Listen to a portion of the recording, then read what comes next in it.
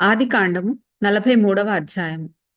ఆ దేశమందు కరవు భారముగా ఉండెను గనుక వారు ఐగుప్తు నుండి తెచ్చిన ధాన్యము తినివేసిన తరువాత వారి తండ్రి, మీరు మరల వెళ్ళి మన కొరకు కొంచెం ఆహారము కొనుడని వారితో అనగా, యూదా అతని చూచి, ఆ మనుష్యుడు మీ తమ్ముడు మీతో ఉంటేనే గాని మీరు నా ముఖము చూడకూడదని మాతో గట్టిగా చెప్పెను. కాబట్టి నీవు మా తమ్ముని మాతో కూడా పంపిన ఎడల మేము వెళ్ళి నీ కొరకు ఆహారము కొందుము. నీవు వానిని పంపనొల్లని ఎడల మేము వెళ్ళము. ఆ మనుష్యుడు మీ తమ్ముడు మీతో లేని ఎడల మీరు నా ముఖము చూడకూడదని మాతో చెప్పెననెను. అందుకు ఇశ్రాయేలు, మీకు ఇంకొక సహోదరుడు కలడని మీరు ఆ మనుష్యునితో చెప్పి నాకు ఇంత శ్రమ కలుగచేయనేలా అనగా, వారు, ఆ మనుష్యుడు మీ తండ్రి ఇంక సజీవుడై ఉన్నాడా, మీకు సహోదరుడు ఉన్నాడా అని మమ్మును గూర్చియు మా బంధువులను గూర్చియు ఖండితంగా అడిగినప్పుడు మేము ఆ ప్రశ్నలకు తగినట్టు అతనికి వాస్తవము తెలియచెప్పితిమి. మీ సహోదరుని తీసుకొని రండని అతడు చెప్పునని మాకెట్లు తెలియననిరి. యూదా తన తండ్రి అయిన ఇశ్రాయేలును చూచి, ఆ చిన్నవాడిని నాతో కూడా పంపుము, మేము లేచి వెళ్ళుదుము. అప్పుడు మేమే కాదు, నీవును మా పిల్లలును చావక బ్రతుకుదుము. నేను అతని గూర్చి పూటపడుదును, నీవు అతని గూర్చి నన్ను అడగవలెను. నేను అతని తిరిగి నీ యొద్దకు తీసుకొని వచ్చి నీ ఎదుట నిలువబెట్టని ఎడల ఆ నింద నా మీద ఎల్లప్పుడూ ఉండును. మాకు తడవు కాకపోయిన ఎడల ఈ పాటికి రెండవ మారు తిరిగి వచ్చియుందుమని చెప్పగా, వారి తండ్రి అయిన ఇశ్రాయేలు వారితో, అట్లైనా మీరిలాగు చేయుడి. ఈ దేశమందు ప్రసిద్ధములైనవి అనగా కొంచెము మస్తకి, కొంచెము తేనె, సుగంధ ద్రవ్యములు, బోళము, పిస్తాచకాయలు, బాదము కాయలు మీ గోనెలలో వేసుకొని ఆ మనుష్యునికి కానుకగా తీసుకొని పోవుడి. రెట్టింపు రూకలు మీరు తీసుకొనుడి. మీ గోనెల మూతిలో ఉంచబడి తిరిగి వచ్చిన రూకలు కూడా చేత పట్టుకుని పోయి మరలా ఇచ్చివేయుడి. ఒకవేళ అది పొరపాటై ఉండును. మీ తమ్ముని తీసుకొని లేచి ఆ మనుష్యుని యొద్దకు తిరిగి వెళ్ళుడి. ఆ మనుష్యుడు మీ ఇతర సహోదరుని బెన్యామీనును మీకప్పగించినట్లు సర్వశక్తుడైన దేవుడు ఆ మనుష్యుని ఎదుట మిమ్మును కరుణించునుగాక. నేను పుత్రహీనుడనై ఉండవలసిన ఎడల పుత్రహీనుడనగుదునని వారితో చెప్పెను. ఆ మనుష్యులు ఆ కానుకను తీసుకొని చేతులలో రెట్టింపు రూకలను తమ వెంట బెన్యామీనును తీసుకొని లేచి ఐగుప్తునకు వెళ్లి యోసేపు ఎదుట నిలిచిరి. యోసేపు వారితోనున్న బెన్యామీనును చూచి తన గృహ నిర్వాహకునితో, ఈ మనుషులను ఇంటికి తీసుకొని పోయి ఒక వేటను కోసి వంట సిద్ధము చేయించుము.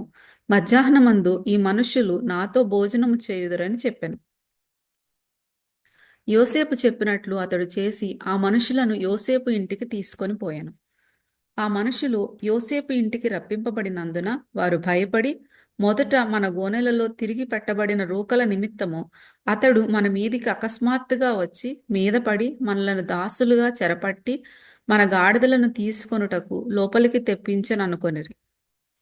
వారు యోసేపు గృహ నిర్వాహకుని యొద్దకు వచ్చి ఇంటి ద్వారమున అతనితో మాటలాడి, అయ్యా, ఒక మనవి. మొదట మేము ఆహారము కొనుటకే వచ్చితిమి.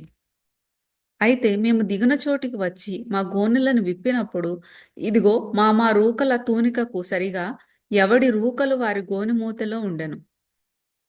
అవి చేత పట్టుకొని వచ్చితిమి. ఆహారము కొనుటకు మరి రూకలను తీసుకొని వచ్చితిమి. మా రూకలను మా గోనెలలో ఎవరు వేసిరో మాకు తెలియదని చెప్పిరి. అందుకతడు, మీకు క్షేమమగునుగాక, భయపడకుడి. మీ పితరుల దేవుడైన మీ దేవుడు మీకు మీ గోనెలలో ధనమిచ్చెను. మీ రూకలు నాకు ముట్టినవని చెప్పి షిమ్యోనును వారి యొద్దకు తీసుకొని వచ్చెను.